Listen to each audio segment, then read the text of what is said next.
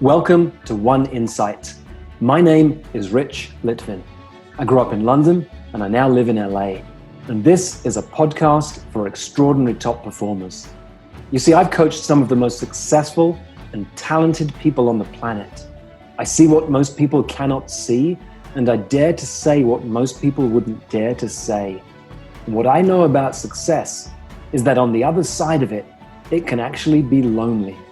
You can feel like more of an imposter the more successful you become. And when you're the most interesting person in the room, you're actually in the wrong room. I coach around insight. Life looks one way, something happens, the world looks different, and your entire world changes. It can happen in an instant. And this podcast is called One Insight because a single insight can change everything. Have you ever tried to tell your husband or your wife what you do as a coach and found them saying, "Oh, you're a life coach," or they're totally confused about what you do and you haven't got the language to describe it? That was Jill today when she got on the call. But what I drew out of Jill very quickly is that she's an expert in two things: in understanding people and understanding data and systems.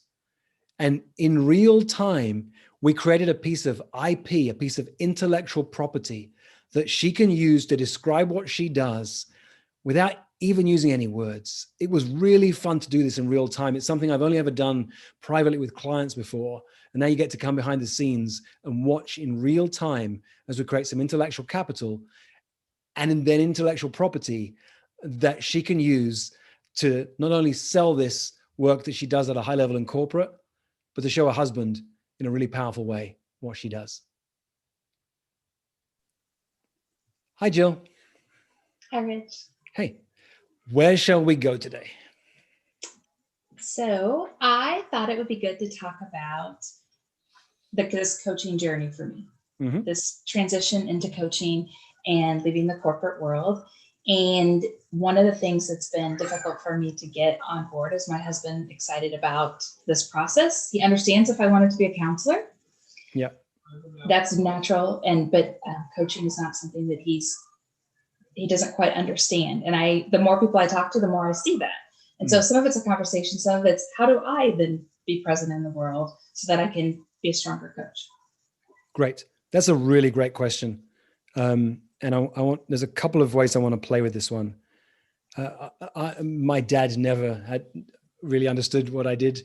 It was hard for my family to understand it. I tried too hard when I started coaching 15 years ago to convince them this was a serious career. And I've learned that that's not my job. It's a little harder if it's your partner, but it's more than just your partner. It's also out in the world. So the trouble with coaching, and I wrote about this 8 years ago when the Prosperous Coach came out, the barrier to entry to coaching is really, really low. And the barrier to success is really, really high, which is good news and bad news. It means that bad news is everyone and then their mother calls themselves a coach. And the good news is it doesn't take a lot to really fly in this profession. Especially my community, you're in transition excellence. We've got this community of high-level leaders who've been in corporate or high-level entrepreneurs, successful people who want to help and serve and coach with other successful people. So you'll fly in that realm. But there are two words or phrases that are much more powerful than the word coach. Okay. One is the word expert, and the other is the phrase trusted advisor. Yeah. So let's take them one at a time. See, coaching is a tool, not a title. Most coaches use it as a title because they're so excited. The average coach is thrilled to have this new career, and they want to call themselves a coach. For someone like you, with the world that you come from, the kind of people you're meeting, it's got a pretty bad rap. Most of the time, coaching will be your phrase that you'll use when you say, "Sometimes I coach people. Sometimes I'm a consultant. Sometimes I'm a trusted advisor, and I'm an expert in ... So let's draw some of this out for a moment. Tell me about your previous career. So I spent most of my time in the data management world, but really what I did was help people use data to learn things either about their clients, themselves, or their business. Nice. That's really my sweet spot. And I spent most of my time making really hard things easy. Nice. I love that. You're a translator then? Yes, for sure. Okay, good. That word just landed for you. So if you're listening in, what I knew immediately when Jill said that is she understands complex data analysis and she understands people. And there are not many people who can bridge the gap. There are the wonks and the nerds, as they get described over here, who understand data and analysis. And there are the people over here. And Jill's one of those rare people. You understand, you can bridge that gap. And you had a very successful career translating complex scenarios to help people thrive in business, in corporate, whatever it was. Yes. Cool. So we already know, beginning to get a sense of what you're an expert in. Yes, absolutely. This is where I have my own personal block is I did a lot of that and I worked with a lot of people, but then to move from that into, I really want to do more of the people side of it and less of the data side of it. And I'm known for the data side. Okay. So what we have is a problem that needs to be solved. Yeah. And we can solve that problem. And I think you might be surprised at how being known for something that is, can you hear my son bouncing outside? He's on the screaming. Okay. I was going to say, mine's yelling if you hear it as well. Okay, great. We're in the perfect position. Yeah. So let's slow this down and check in. What I'm hearing behind your words is a little fear. I don't want to be labeled. I'm making this up. Tell me if I'm right. I don't want to be labeled as that data person. That's an old career. I'm done with that. I want to be known as this people person over here. I think that's accurate. I don't want to completely abandon what I know. It's just, I'm ready to move on to something different, if that makes sense. Like, it's not the people here I want to abandon. It's that work. Yeah. So here's what's interesting though. I didn't describe you as a data person. I said you're a translator. Yeah. I said you're one of these rare people who understands that bridge in between complex scenarios and the people who have to fulfill them. Yes. And I think that's really fascinating. There are not many people like you on the planet. So I think that's a place to leverage that skill set by talking about it. Okay. You get to define how you work with that moving forward. If someone says, oh, well, I love hearing all that, but really we have a problem over here in data analysis. Can you help us? You can say, oh, not anymore. No, but I know a lot of great people. I know a lot of great people who can. Yeah. And then you can say, but what I see is you don't actually have a data problem. You have a people problem. Yeah. Oh, here, that's great. That's a great line there. Yeah. Most people think they have a data problem when what they really have is a people problem. Yeah. That's a great phrase that most people on the planet will not understand. Yeah. The ones who do will call you. Yeah. And then there's a place where you can begin to explain it for some of the ones in the middle who need some support in understanding that. Yeah. Oh, that was a great phrase. So most people are caught up over here. You're the person who's going to bring them over here. Yes. They think a tool will fix it, a new process, and some of that will help, but it doesn't bridge that people gap. Right. So that's very interesting. I'm mapping out in my mind a Venn diagram with 3 circles: tools, processes, and people. Yeah. And what you can begin to do when you have a Venn diagram is you can start to look at the overlaps. If you have a business that has great tools and great processes, but you don't have great people, what's the problem there? Or if you have great processes and people without the tools, you can begin to look at the overlaps there. And you can say, okay, if you're here, this is what you need. I can refer you to somebody here, but I work here in this overlap with people. Yeah. That makes sense. A Venn diagram is a great tool because it can take a complex scenario and make it really simple, particularly for someone who's visual. So that's some of the work that you do. You have tools that allow people to understand complex information really simply.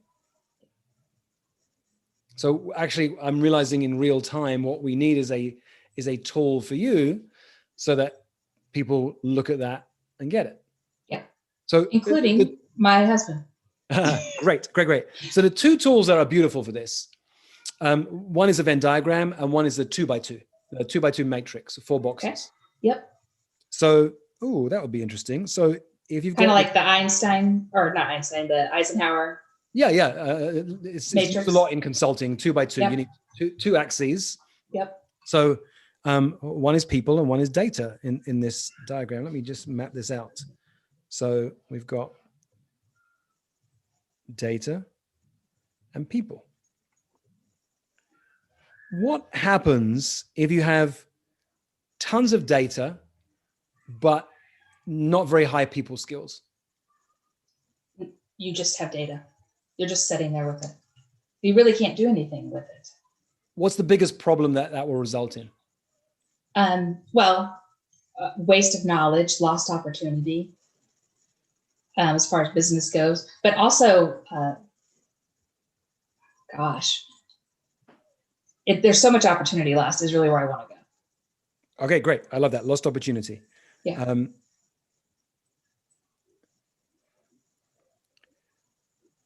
What happens if you have little data and little people skills? You probably are missing the mark, especially if I'm looking at you as a company, but even as a person. If you don't have a lot of knowledge about the world and you're not very good with people, same would be true. Yeah, you have a failing business, basically. Yes. If you haven't got high, at least one of those. What happens if you have high people skills but low data skills? You're not going to see cues, and you're not going to follow the truth. So you won't notice as things are turning and changing. So you're missing possibilities. Correct. And if you have high data skills and high people skills, then what? Then you can predict what's going to happen and often influence and get people to do what you want them to do. You have control. Mm-hmm. Lovely. So here's what you do. When people say, what do? You say, grab me a piece of paper and you draw 4 boxes. And you say, on this axis is data and this axis is people. And here's what happens. In every business, you need to have data and you need to have people. If you don't have much data and you don't have any people skills, you have a struggling business. If you have a lot of data and not much understanding of how to work with people, you're losing opportunities constantly. If you have great people skills, but you don't understand data, you're missing possibilities all over the place. But if you have high people skills and you understand how to use data, you can not only make predictions about the future, you can create the future. You can control and influence decisions, people, boards of directors, customers, and clients. Yes. That's what I do. I sit in box number 4 and help bridge the gap between data and people. I'm an expert in the overlap between data and people. No, I love that. The other thing you can do when you've drawn a 4x4 matrix is you can start to plot businesses on that. So here's a piece of homework for you. Okay. Start to think about a whole bunch of businesses. What businesses can you think of that have a lot of data but no people skills? What business can you think of a great people skills but not good at data? And you plot it out like it's a graph, because they're not just fitting into the box. Now you've got little dots in different places on that. It's more of a graph now than 4 boxes. Yeah, kind of like the little Gartner matrix that tells you like who's the leading and the Totally. Yep. Failing businesses that didn't understand data and didn't understand people. We'll have a think about some businesses that have failed in the last few years and put them into that box. And now people begin to understand. Blockbuster. I was thinking of Blockbuster as well. Yeah. Okay, that's perfect. Okay. See, here's the thing. When people say to you, what do you do? You don't have to answer them. Right. It's the mistake we make. Politicians do this all the time. They're interviewed on TV, and it's really frustrating when you see a politician interviewed because they don't give the answer to the question they're asked. They answer the question they wish they had been asked. Right. Well, you can do that. Yeah. What do you do, Jill? Well, people want to put you in a box. Oh, you're a coach. And even worse, oh, you're a life coach. Right. No, we don't want to play that game. So don't ever mention the word coach again. When people say, what do? You can say, well, it's kind of hard to explain what I do. But imagine 4 boxes. Here's a scale around data, and here's a scale of people. And this is what happens if you have, and you describe what you do. And some people are going to go, oh, interesting. And they'll glaze over, great, they're not your people. But some others are going to go, oh, so what does your husband do? He is an instructional designer for the Federal Reserve. Great. So he's going to get this. And he could design my stuff for me if he got this part of me. Yes. He's going to get this immediately because you can ask him, okay, where does your boss fit on this diagram? Oh, true. Yeah, he could do it. Where does your organization fit compared to other organizations? What's holding you back around people? What's holding you back around data? Where's there a mismatch? Like, engage him in that conversation. Yeah, that's a good point. That's what you do. Okay. When people say, what do you do? Another great answer is, what do I do? It's kind of hard to explain what I do. That's a great line, by the way, to begin with. Kind of hard to explain what I do. But this morning, I sat down with someone who's built a business or who runs an organization where they have this problem. Or yesterday, I worked with a woman who was struggling with this issue, and here's what resulted from the conversation. If they say, oh, do you mean you're a coach? Then you can say, well, sometimes I use coaching as one of the tools that I have. Sometimes I'm a consultant. Sometimes I'm a trusted advisor. That makes sense. And consultant's something people resonate with from my old world really easily. And that's what I did. I was just doing more on the data side. My bonus was I brought the people side. Right. So top left box, high data, low people skills, you're a consultant. Yeah. Bottom right, on the way I've got my diagram, high people skills, but low data skills, you're a coach. Average coach, an average consultant. Yeah. Top right box, high data skills, high people skills, you're an expert. Yeah. That's why we put you in the right box. You were just dropping into the wrong box and people wanted to label you. Yeah. Yeah, that makes sense because coach seems low. It is for most people. The average coach is really high on people skills. They're people. They love people. That's why, they've been at the pub with their girlfriends for the last few years and they say, you always solve our relationship problems. You should become a coach. That's a great idea. The kids have left home. I'll become a coach. That's not the game you play. No. You have high-level coaching skills. You have high-level consulting skills. You're an expert in the overlap between data and people, Jill. Okay. No, I think that's really helpful. And it's a lot easier to explain. And it also gives me a lot of other opportunities from that. Yes. Oh, absolutely. Yeah, you can really, this is just the start of where you can play. So now, so this is going to be interesting for you from now on, because we'll start with this matrix we just created. Every time you hear a story in the news, start to look at where does it fit on this matrix? So the GameStop saga that's been going on in the press, where does that fit on this matrix? This whole thing about, here you go.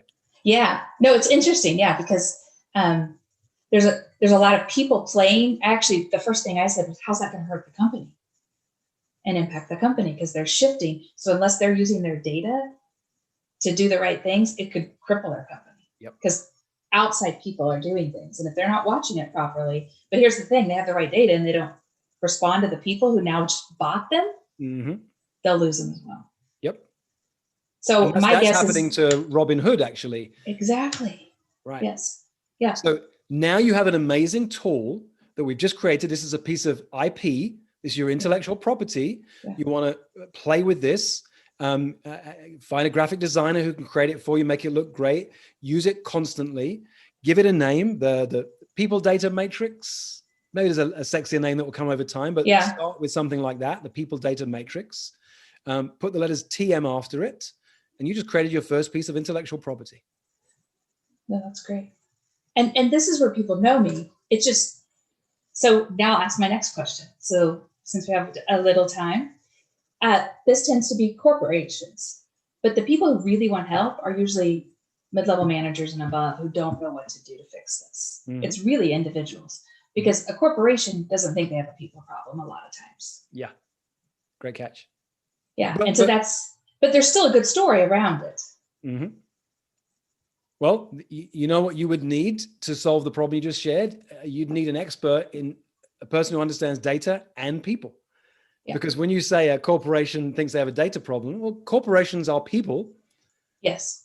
You got to be in conversations with the right people. Right. So you can show, you think you have a data problem. Let me show you where you're missing out. And you pull out your tool. You grab a pen and a piece of paper because you can sketch this out.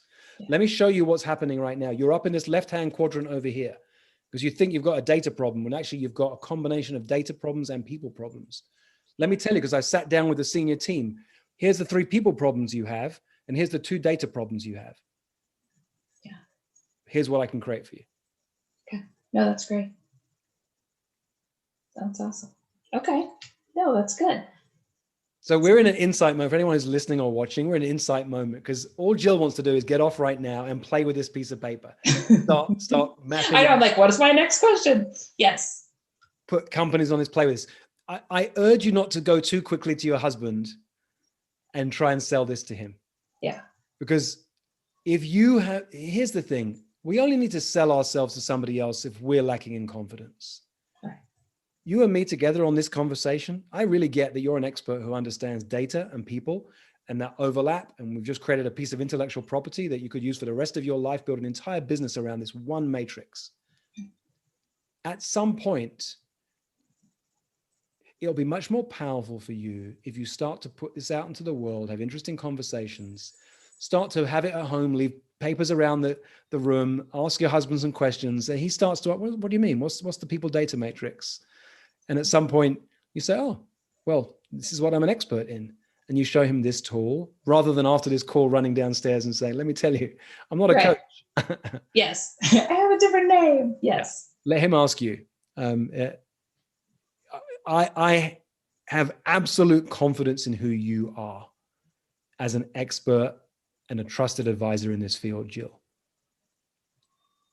Okay. No, that's good. It's anytime you make a shift, it's hard for other people to understand and see you differently. Yep.